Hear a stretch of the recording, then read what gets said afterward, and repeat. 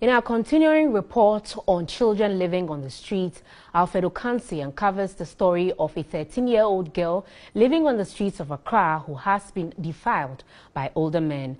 Meanwhile, Executive Director of Child Rights International says government has failed in protecting children who, as a result of circumstances, live on the streets. The harrowing situation of children engaging in menial income-generating activities and begging in order to make a living abounds. Children on the streets at Opebia, close to the airport city in Accra, are exposed to the same dangers as many children on the streets in many parts of the country. During the day, some of the children are seen selling in traffic, cleaning the windscreens of cars, or begging for alms. They have no shelter or safe place to sleep at night. As a result, they sleep by the roadside, at the mercy of the weather and life-threatening situations. Some of the children sleep at the Legion village, close to the Opebia area. This place has a lot of makeshift structures serving as rooms. The children sleep amongst adults in a kiosk and are sometimes subjected to various forms of abuse. Aminatu, not her real name, is 13 years old. She tells me at night, at least 2 grown men forcefully have sex with her and give between 10 and 15 Ghana cedis, no matter how long the sex lasts. I have been on the streets for the past 1 year now. Yes, they have sex with me and give me 10 cedis or 15 cedis. My stepmother has been beating me plenty, so I ran away from the house. According to Aminatu, she sometimes joins the boys on the streets at night to beg for money. Executive Director of Child Rights International, Bright Appear, says conditions children on the streets are exposed to are dangerous. If you pick one child, you can find about 5 issues in one particular child. You can talk about we exposing them to sexual activities. There are some people that also take advantage of them to do their own, to bid for their own game on the street, because the street life. And the worst aspect of it is that there's no guidelines. Is the lifestyle of these children is by the street. So whatever the street gives them is what they consume. So that is where the danger is, and they don't have any feeling whatsoever for human beings, because some of them feel that society do not respect them, society do not regard them as human beings. So if they come after you with a kind of sense that you owe them and they are taking what is due them. So they don't have any feeling for you as a human being. The boys oftentimes have monies they make stolen or forcefully taken by the adults in the area. To avoid this, some of them sleep by the roadside. I decided to go into the Legion village, having in mind the warning the children had given me.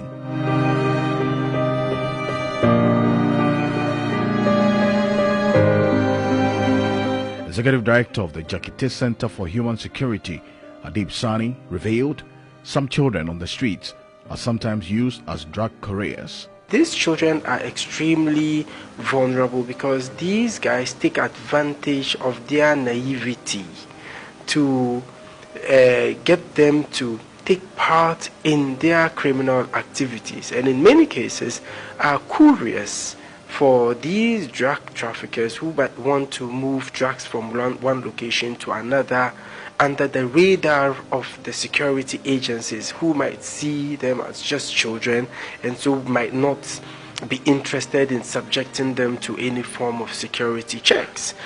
But Apia says the state has failed in its mandate to protect children. As we speak, there is no data whatsoever that speaks to the number of children that we have on the street. You know, the ones that we have from the statistical service and also from some NGOs that have done their work is not so comprehensive.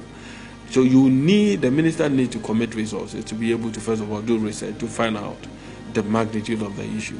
Then go to Parliament, announce to Parliament that this is what I want to do in respect to that. So that responsibility has been given to the minister to do.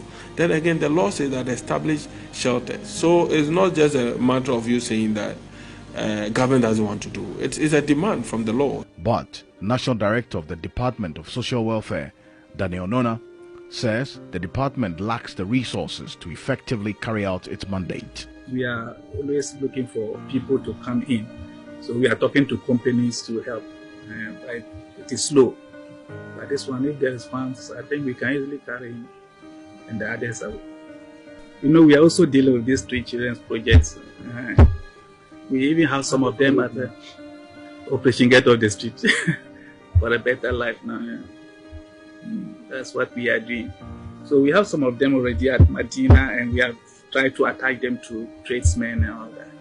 In 2018, the Ghana Statistical Service estimated the total number of street children in Greater Accra alone to be in the region of 90,000. Until the help that they need comes, this is the life that these needy but brilliant children are living on the streets of Accra. They're not alone in this. There are lots of children with similar stories. Alfred Ocansey, TV3, Accra. Now let's move to the second Takoradi area. That's where the Ghana Water Company Limited has predicted it would not be able to pump water from the Ntraban headworks if the Anankore River, blocked due to activities of an illegal quarry company or Samduduo, is not widened within a month. Water levels at the headworks serving Second Takoradi and its environs have dropped drastically, exposing equipment at the intake point. Investigations by the Ghana Water Company Limited on the worrying drop in water level at the Ntraban headworks revealed the source of raw water, the Anankore River, has been blocked by the activities of quarry company Osamdudu. Officials from the Second Takoradi Metropolitan Assembly, the Environmental Protection Agency and Security on Tuesday swooped on the site. The team confiscated excavators, loading trucks, batteries, and other equipment belonging to the quarry company. The company was ordered to stop operations. A committee made up of officials from the Ghana Water Company Limited, Minerals Commission, EPA, the police, and the Second Takoradi Metropolitan